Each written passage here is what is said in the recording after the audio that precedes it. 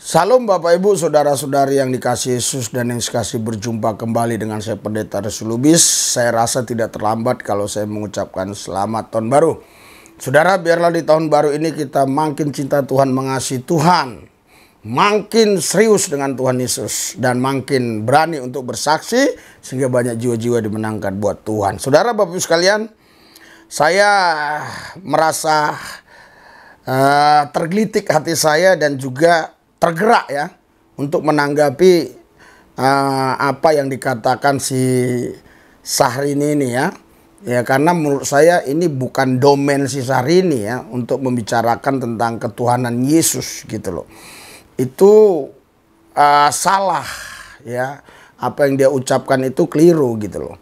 Makanya saya mengkomentarinya, apa yang dikatakan Syahrini ini semuanya ini termasuk ada unsur-unsur ketidaksukaan atau kebencian ya, karena dia mencampuri urusan keyakinan orang lain ya gitu ya. Nah, saya bacakan ya apa yang saya dapatkan di sini, walaupun terlambat saya menanggapinya, tapi saya bacakan ya. Bikin story bahas Yesus ya, warganet ini Syahrini ya. Nah, warganet tuding Syahrini menjelekkan umat Kristen ya.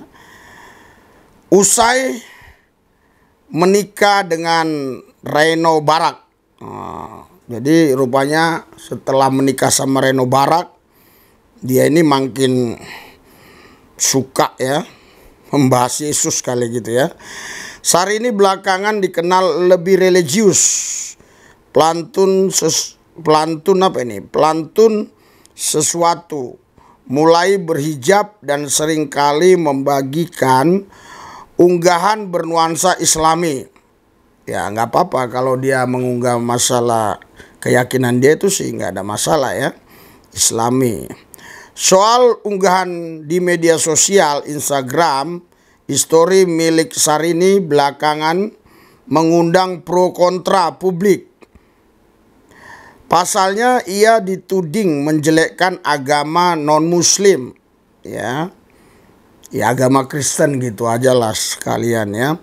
Pada unggahan tersebut Syahrini mengunggah ya soal Yesus sebagai nabi Tuhan. Ya, kalau sampai di sini menurut saya tidak masalah kalau dia berhenti sampai di sini ya. Pada unggahan tersebut Syahrini mengutip sebuah tulisan yang menyebutkan bahwa umat muslim mencintai Yesus. Bagus ya kalau kalian mencintai Yesus. Syahrini mencintai Yesus, luar biasa ya. Ya, tapi jangan pula saya disalahkan kalau saya tidak mengakui Nabi Muhammad itu nabi saya, karena tidak ada di Alkitab ya. Jangan disalahkan.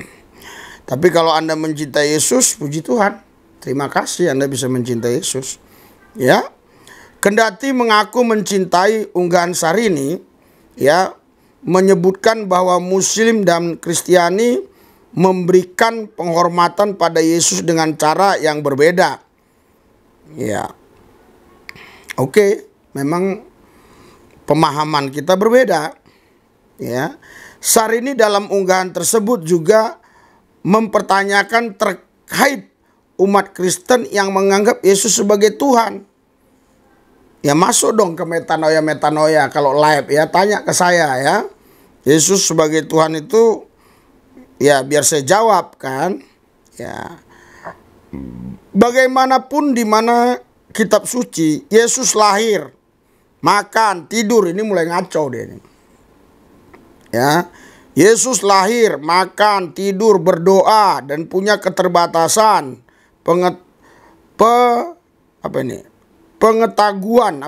Pengetahuan apa ya. Ya. Sementara Islam mengajarkan bahwa Tuhan selalu sempurna. Umat Kristen harus menanyakan kembali ya gagasan tentang Tuhan. Ungkapan dalam unggahan tersebut. Yang keliru di sini adalah gagasan tentang Tuhan. Ini adalah satu ucapan yang sebenarnya bisa menyakiti hati orang Kristen, karena menurut Syahrini orang Kristen itu buat konsep Tuhan. Ya, buat gagasan Tuhan itu seperti apa. Ini kan kata-kata yang menghina keyakinan kami sebagai orang percaya. Kami tidak pernah buat gagasan tentang Tuhan. Kami tidak pernah buat konsep tentang Tuhan. Gak pernah. Tuhan itu sendiri Allah yang gak kelihatan, Allah yang roh, yang punya kuasa, punya firman, itu datang ke bumi. Mengambil rupa manusia, Filipi 2 ayat 6. Walaupun dalam rupa Allah, dia tidak menganggap kesetaraan sebagai Allah yang harus dipertahankan, melainkan mengosongkan diri, mengambil rupa seorang hamba menjadi sama dengan manusia. Jadi bukan kami buat gagasan tentang Tuhan, bukan kami yang membuat konsep tentang Tuhan, tapi Tuhan itu sendiri yang datang memperkenalkan dirinya. Karena sehebat apapun manusia, nggak mungkin dia bisa mengenal Tuhan kalau bukan Tuhan yang memperkenalkan dirinya. Yang saya malah curiga kalau ada orang bisa percaya Tuhan sementara Tuhannya tidak pernah memperkenalkan dirinya. Saya curiga jangan-jangan orang seperti ini dia yang membuat konsep tentang Tuhan. Dia yang membuat konsep tentang Tuhan, atau apa tadi dia katakannya? Konsep tentang Tuhan, ya. Tadi istilah bahasa dia di sini gagasan, ya. Jadi Tuhan itu bukan gagasan. Kalau Tuhan yang tidak pernah menampakkan diri, itu gagasan. Tapi kalau Tuhan yang menampakkan diri, nggak mungkin gagasan. Contoh begini ya. Sebuah gagasan adalah sesuatu yang ada di pikiran kita. Itu gagasan.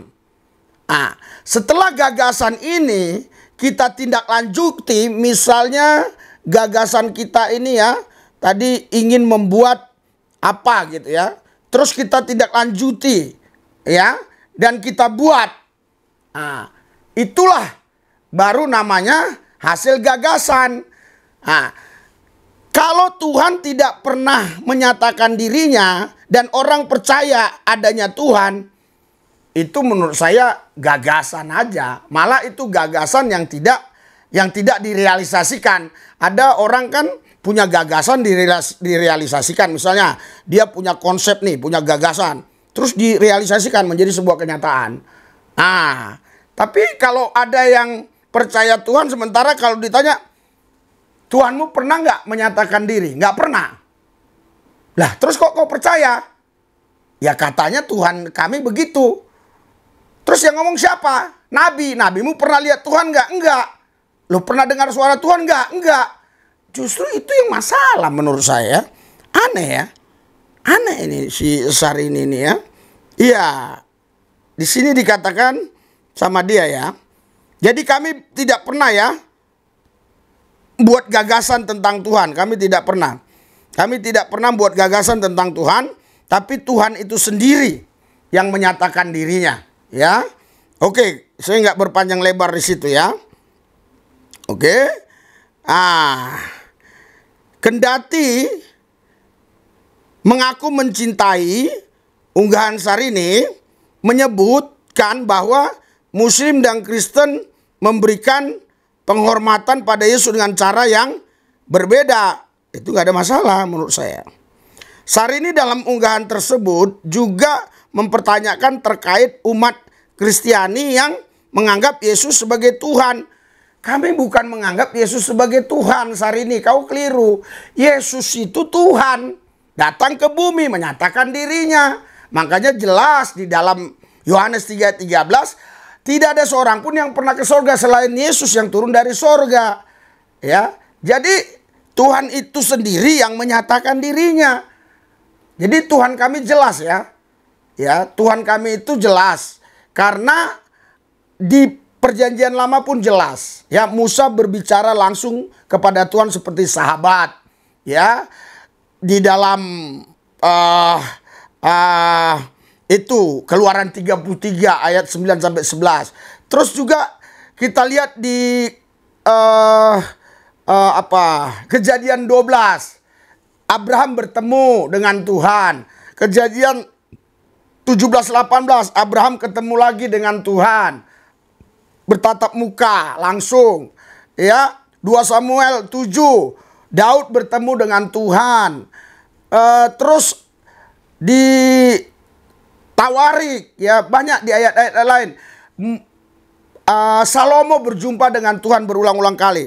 Jadi saudaraku yang saya kasih dalam Tuhan Yesus, Tuhan kita itu Tuhan yang bisa menyatakan dirinya, bukan Tuhan yang nggak mampu menyatakan dirinya. Jadi ngapain kita buat gagasan tentang Tuhan, buat konsep tentang Tuhan, orang Tuhan sendiri kok yang datang menyatakan dirinya, ya kan?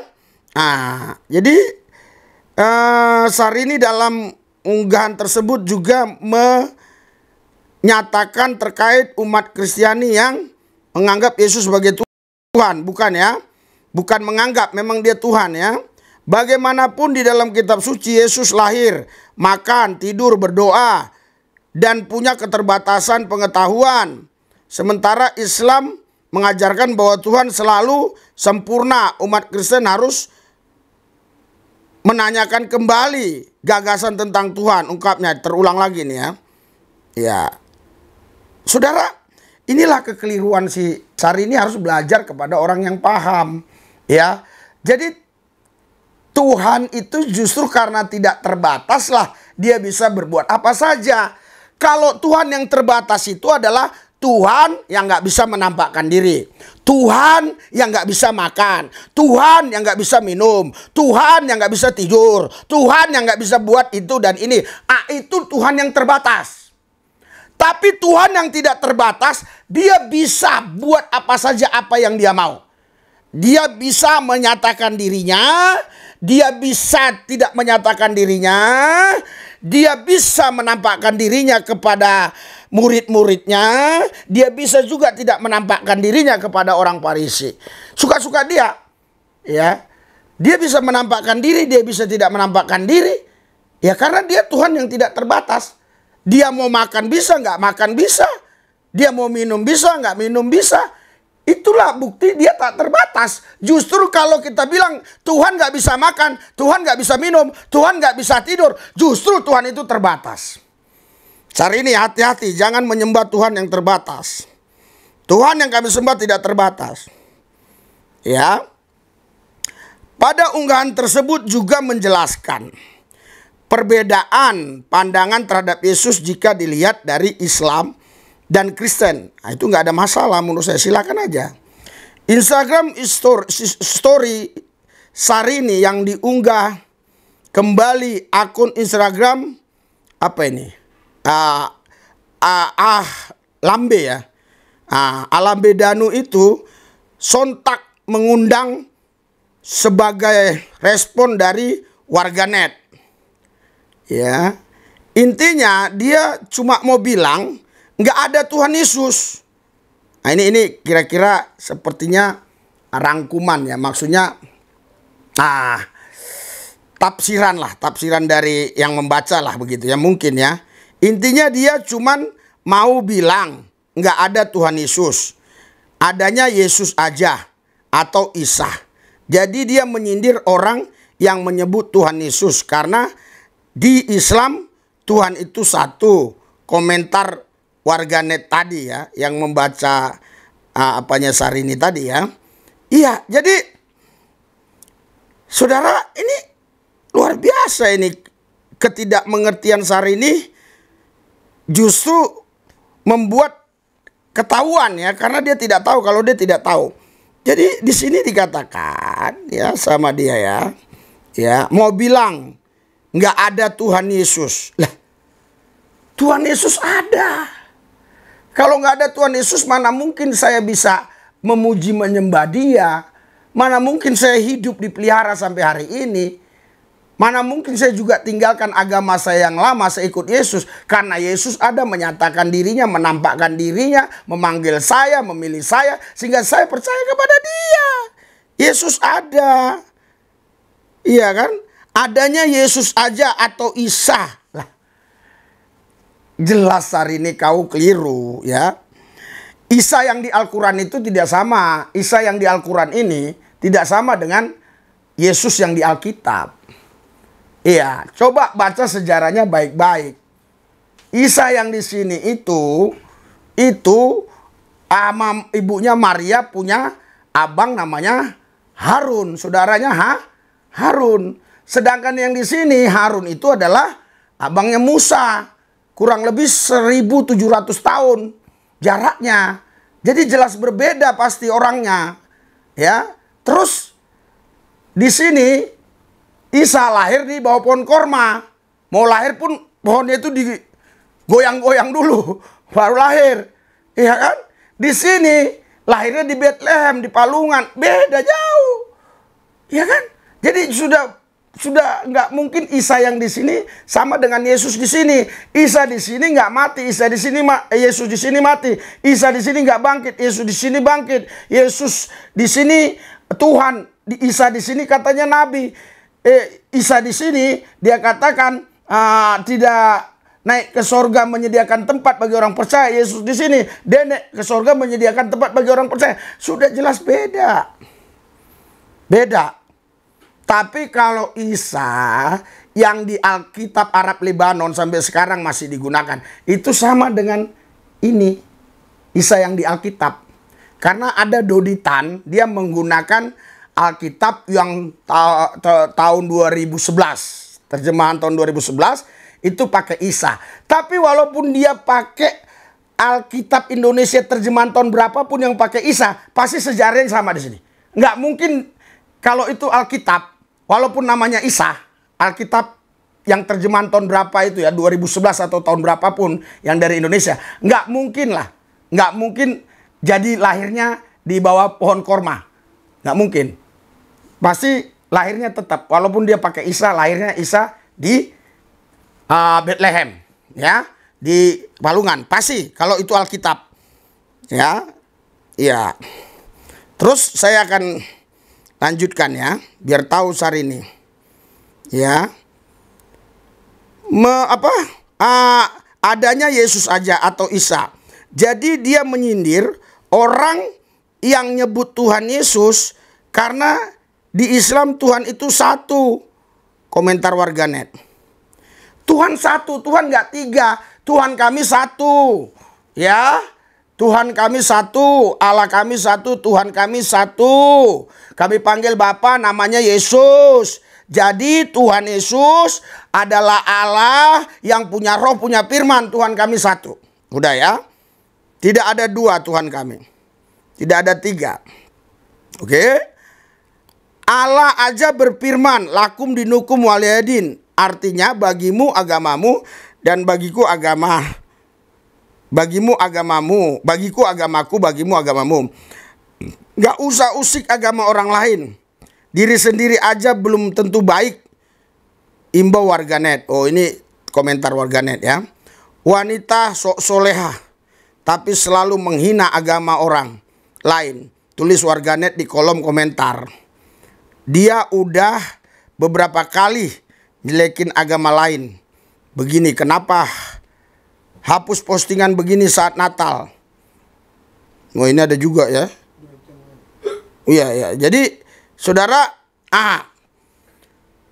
jadi Sarini ini saya nggak tahu kenapa belakangan ini begitu ya. Jadi begini ya. Kemungkinan ya seperti yang saya kenal orang-orang tertentu, kalau dulu pernah namanya terkenal gitu, pejabat-pejabat lah khususnya ya, terus dia pensiun ya, ataupun dia nggak dikasih job, nggak jabatan, walaupun pangkatnya sama, itu seperti ada power syndrome, sehingga dia selalu membuat ulah supaya dihormati orang. Nah, nggak tahu lah. Belakangan ini maaf ya Sarini ya, memang kulihat jarang kok diundang-undang. Jarang, maksudnya show yang kayak dulu-dulu lagi kurang, nggak sehebat dulu lah ya. Apa gara-gara itu ya, saya nggak ngerti ya. Saya doakanlah kau Sarini ya, biar kau laris lagi sehingga nggak power syndrome ya. Saya doakan ya. Mari kita berdoa ya.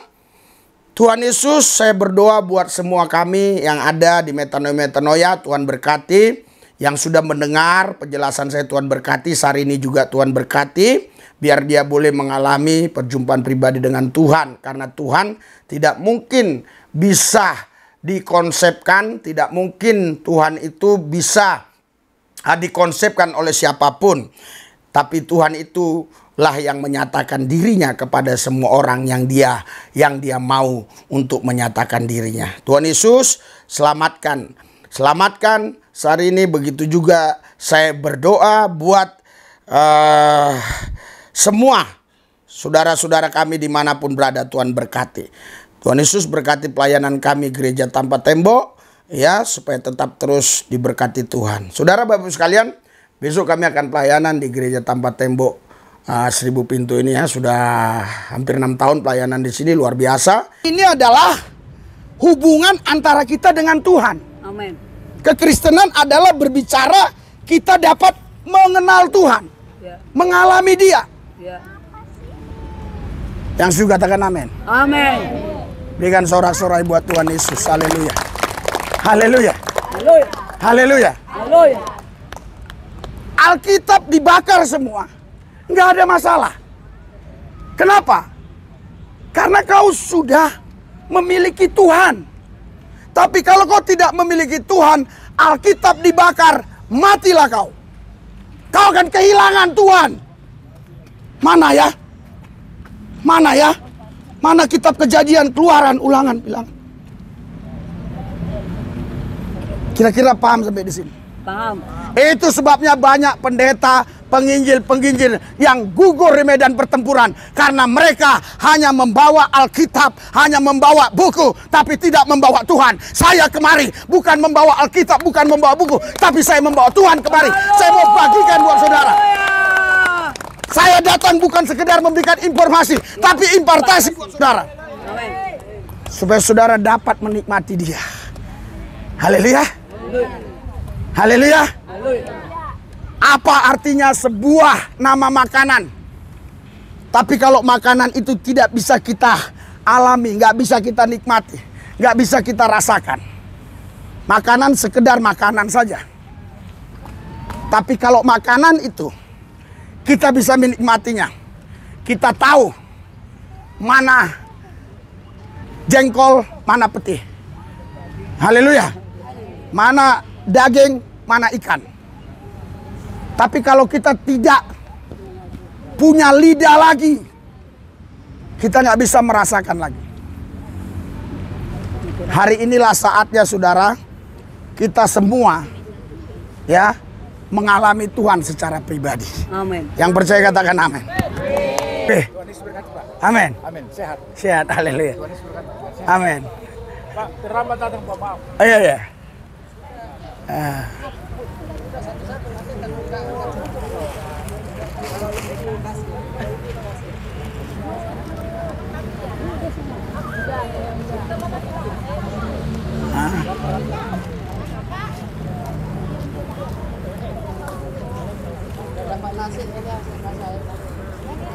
Dari sini mah udah mah. Enggak, harusnya cukup sih. Harusnya cukup. Yang penting jangan ada 2, cukup. Ntar ya anak-anak ntar ya. Nanti yang udah jangan ambil lagi ya. Kasihan yang lain. Soalnya ini banyak kok, harusnya cukup.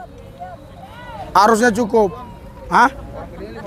Iya, 50 ini 70 kok, masa nggak cukup? Cukup lah harusnya. Ya. Yang dapat nasi dulu yang saya kasih.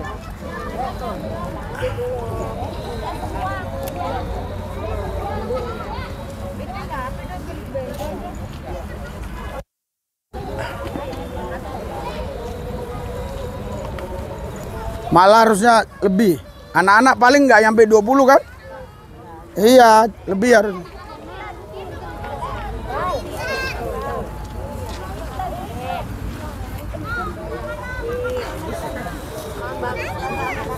Tapi ini nasinya pedes loh. Ikannya pedes. Tapi ya kita kan nggak tahu. Ah. Sengaja nggak dibungkus supaya bisa dibagikan.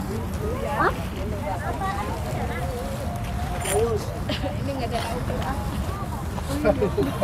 Itu selama 6 tahun kurang itu sudah 1000 orang yang mengenal Yesus. Ya. Besok kami pelayanan di sana, doakan yang mau dukung dalam dana, dukung dalam doa, dukung dalam apa saja. Tuhan Yesus memberkati kita semua. Amin.